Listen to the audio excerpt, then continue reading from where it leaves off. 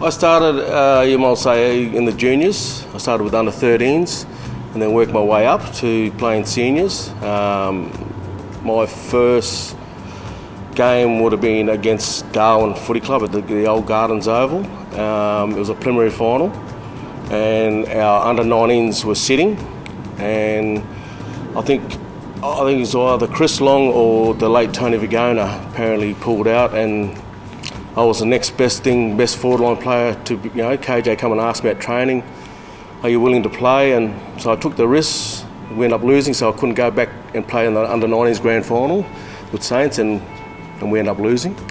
It's not because of me, but yeah, they was just better on the day. And it all started from there. So it was 89 I started my senior footy with this great club. Yeah, all my sisters and my mum, my late mum, and all that was all involved with the footy club.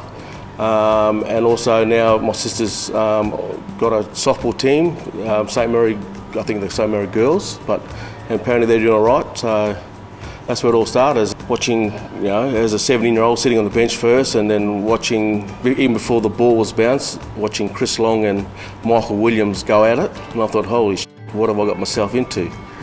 But yeah, I mean, like, if you want to play senior footy, you got to expect those kind of things. It's always been like a contact sport. So probably my first grand final as a 17-year-old, winning, I think it was 1990, our first grand final.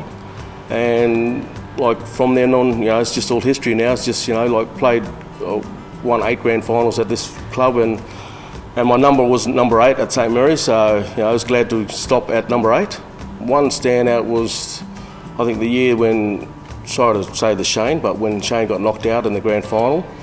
I think in the first quarter, I kicked a torpy from the half-forward flank, and that was the first goal, and I think a few other Darwin blokes tried to do the same, but they just couldn't get onto it or connect it, so that was like one of my memories. And plus also kicking the goals in the grand final, and just looking at the opposition crowd and just waving them, saying hello and things like that. Ponta was like a general in the back line, he gives out a lot, and plus he takes it a lot as well. But like going to war, he'd be one of my blokes I'll take, because he never gives up. I mean, like he was an unco player, but he knew where the ball was going to go, and he knew how to use the ball as well, like to our midfield, to our forward line. So that's one thing about Shane. He'll never give up. We went to Bachelor College, and we had a training run for 2 days out there. And the funniest thing, Jerry Frank, good mate of mine, he played for Palmerston Magpies, and I think after training we was just teasing each other, and I brought up, Jerry, what room are you staying in? And he's told me a number, and I said, oh shivers, don't stay there. And he goes, why? Apparently that's haunted, that unit. Next day at training, no Jerry Frank. So I went up to RJ, Russell Jeffrey, said, where's Jerry?